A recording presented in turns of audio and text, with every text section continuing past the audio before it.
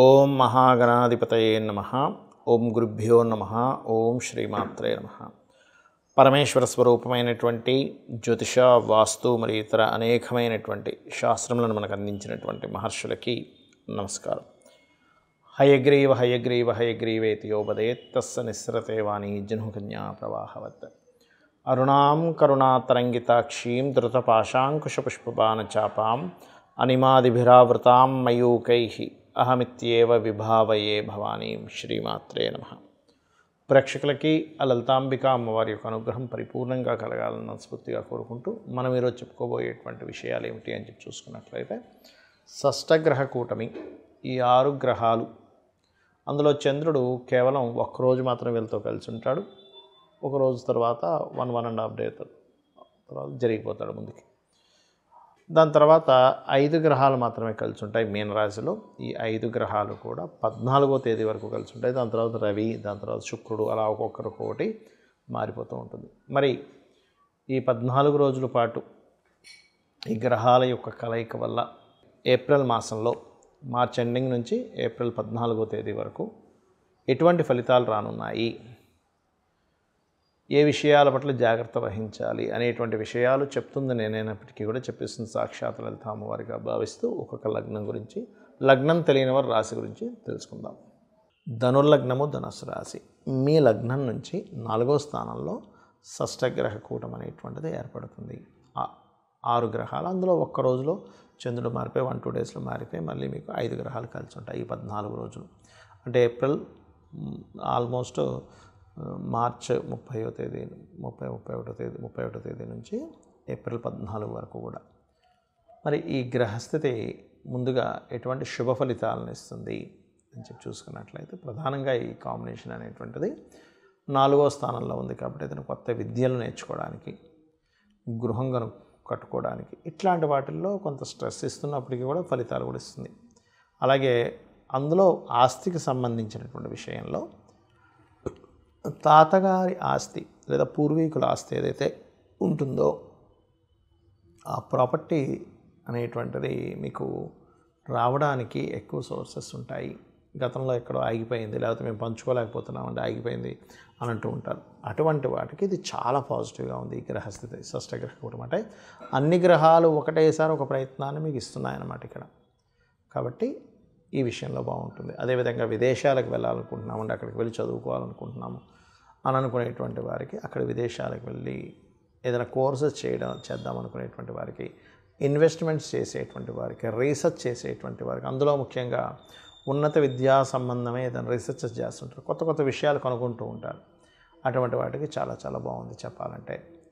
మరి జాగ్రత్తలు ఏం తీసుకోవాలి అని చెప్పి చూసుకున్నట్లయితే, ప్రధానంగా ఇక్కడ మీరు జాగ్రత్త, మనీ బ్యాంకు నుంచి ఏదైనా మనీ ట్రాన్స్ఫర్ చేసేటప్పుడు, అందులో ముఖ్యంగా గవర్నమెంట్ రిలేటెడ్ సంబంధించిన పనులకి ఏదైనా ట్రాన్స్ఫర్ చేస్తున్నాము, లేకపోతే ఎవరికైనా డబ్బులు ఇస్తున్నాము, లేనట్లయితే తండ్రి గారికి సంబంధించిన ధనాన్ని మీరు ఇంకెవరికైనా ఇస్తున్నారు, లేదా తండ్రికి సంబంధించినటువంటి స్నేహితులకి ఎవరికైనా మీరు ధనాన్ని ఇస్తున్నారు అంటే, ఫాదరు మనీ అప్పు అంటే తండ్రికి సంబంధికులకి మీరు ధనాన్ని ఇస్తున్నారు అప్పు రూపంలో అనేటువంటి విషయాల్లో పర్టికులర్గా జాగ్రత్తగా ఉండండి. సహజంగా మీకు కూడా రెగ్యులర్గా ఉండేటువంటి మనీ ట్రాన్సాక్షన్స్ విషయంలో కొద్దిగా జాగ్రత్తగా ఉండాలి. అంటే ఇక్కడ ఏమవుతుందంటే, రకరకాల వస్తువులు, ప్రాపర్టీస్ కొనడం వల్ల ఫైనాన్స్ అనేటువంటిది అయిపోతూ ఉంటుంది ఇక్కడ. అది కొంచెం చూసుకుంటూ మీకు ఫైనాన్షియల్గా బాగుండాలి అంటే లలితా సహస్రనామాల్లో ఓం ధర్మాధార ధనాధ్యక్ష ధనధాన్య వివర్ధినియే నమః, లేదా ఓం సంపత్కరీ సమారూఢ సింధుర వ్రజ సేవితాయే నమః అని నామస్మరణ చేయండి. అదేవిధంగా గోవులకి గ్రాసము, క్యారెట్స్, బెల్లము ఇవి తినిపించండి శనివారం, మంగళవారము.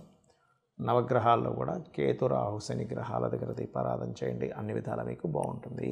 సర్వసాధారణంగా అందరికీ జాతచక్రం ఉండదు, అంటే వాళ్ళు పుట్టిన డేటు, టైము, ప్లేస్ ఏం తెలియదు. మరి అలాంటి వాళ్ళు ఏం చేయాలి అంటే, ఈ 6 గ్రహాల యొక్క కూటమి అనేటువంటిది జాతకం ఉన్నా లేకపోయినా అందరికీ పడేటువంటి న్యాచురల్ ఎఫెక్ట్ ఏమిటంటే, ఇన్వెస్ట్మెంట్స్ కావచ్చు, సహజంగా ఉండేటువంటి నిర్ణయాలు తీసుకునేటువంటి విషయాల్లో కావచ్చు, ఉద్యోగ సంబంధించిన విషయాల్లో కావచ్చు, అనేకమైనటువంటి మార్పులను ఇస్తుంది. ఇది జనరల్గా పడుతుందన్నమాట. మీ లగ్నం బట్టి మారడం దట్ ఈస్ డిఫరెంట్. కాబట్టి అందరూ కూడా ఇక్కడ ఉద్యోగ సంబంధించిన విషయంలో ఇబ్బంది పడకుండా ఉండాలి అంటే లలితా సహస్రనామాలు రోజు ఉదయం సాయంత్రం చేసుకుంటే ఇంకా మంచిది. కనీసం రోజుకు ఒక్కసారైనా చేస్తూ ఉండండి.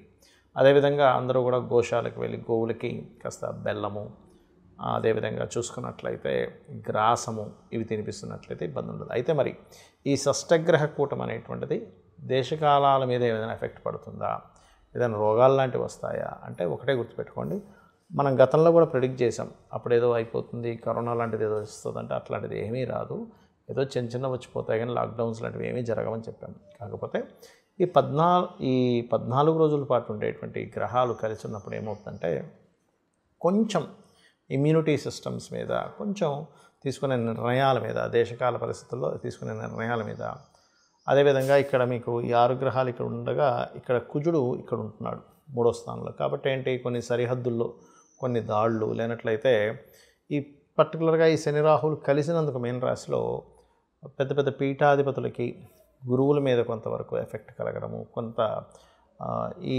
రాజకీయ సంబంధంగా ఉండేటువంటి కొన్ని మత సంబంధంగా, రాజకీయ సంబంధంగా ఉండేటువంటి విషయాల్లో కొంతమంది ఒక చూడండి, ఇప్పుడు గ్రహాలు ఎలా అయితే ఆకాశంలో ఉంటాయో దాని యొక్క ఎఫెక్ట్ భూమి మీద సేమ్ యాజ్ ఇట్ ఈజ్ అలాగే చూపిస్తుంటుంది. అంటే ఏంటి, 6 గ్రహాలు కలిసాయి.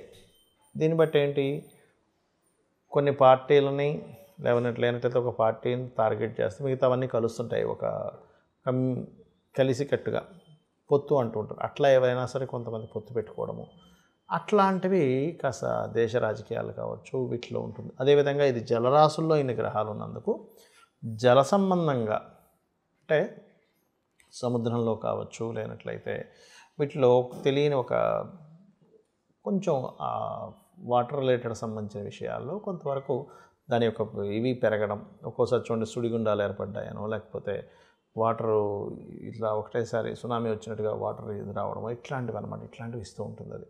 అలాగే మరొక విషయం ఏంటంటే ఇక్కడ ప్రధానంగా ఈ 6 గ్రహాల కూటమి అనేటువంటిది రాజకీయ సంబంధించిన విషయాల్లో మార్పులను ఇస్తుంది, గుర్తుపెట్టుకోండి. ఎందుకంటే ఇక్కడ మీరు గమనించుకున్నట్లయితే ఈ రవి కూడా ఇందులోకి వచ్చి కూర్చొని దాని తర్వాత రవి ఎగ్జాల్ట్ పొజిషన్లోకి వెళ్తాడు 14వ తేదీ నుంచి. కాబట్టి ఈ యొక్క విషయంలో ఇట్లాంటివి జరగనున్నాయి. మరి అందరికీ కూడా ఎటువంటి పరిహార మార్గం చేసుకోవాలి చూసుకున్నట్లయితే ఒకటే, ఈ గ్రహాలు ఇలా కలిసినప్పుడు ఎవరైనా సరే చండీ పారాయణం చేయడం, ఓం దుమ్ దుర్గాయ నమః అనే నామస్మరణ చేయడము, అదేవిధంగా గోశాలలకు వెళ్ళి గోవులకి చక్కగా మీరు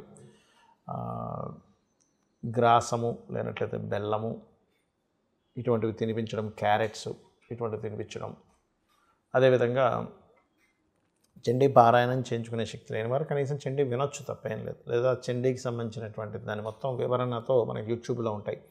అసలు చండీ సంబంధించింది ఏమిటది అనేటువంటి చండీ సప్తశతి పారాయణలో దాని గురించి వివరంగా విశ్లేషించుకుంటూ అటువంటివి వినడం చేస్తే కూడా చాలా అంటే చాలా మటుకు మీకు దీని యొక్క గ్రహ ప్రభావం తగ్గుతుంది. కాకపోతే ఏదో అయిపోతుందని మాత్రం భయపడాల్సిన పని లేదు, గుర్తుపెట్టుకోండి. ఏదో అయిపోతుందండి, ప్రపంచం మొత్తం అల్లకల్లోలం అయిపోతుంది అంతా ఏం లేదు, కానీ చిన్న ఎఫెక్ట్స్ ఉంటాయి, అంతకు మించి ఏం కాదు. ఎందుకంటే ఈ గ్రహ కూటములు అనేటువంటివి మనకి ప్రతి 2 సంవత్సరాలకు ఒకసారో ఇట్లా వస్తూనే ఉంటుంది.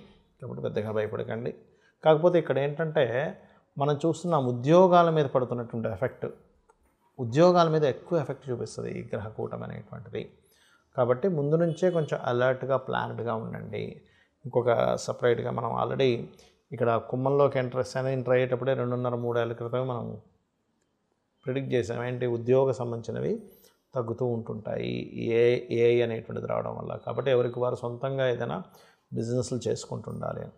సో అందుకని ఏంటంటే మీకు మీరుగా ఏం చేసుకోగలరు, తక్కువ ఇన్వెస్ట్మెంట్తో ఏం చేసుకోగలరు అనే ప్లానింగ్స్ ఎక్కువగా వేస్తూ ఉండండి. బికాజ్ ఆఫ్ ఈ శని ఇప్పుడంటే మీనంలోకి వస్తుంటాడు, కానీ ఇంకొక 2 సంవత్సరాల దాదాపుగా 2 సంవత్సరాల 1 నెల 2 నెలల తర్వాత ఇక్కడికి వెళ్తాడు మేషంలో, అంటే నీచ పొందుతున్నాడు.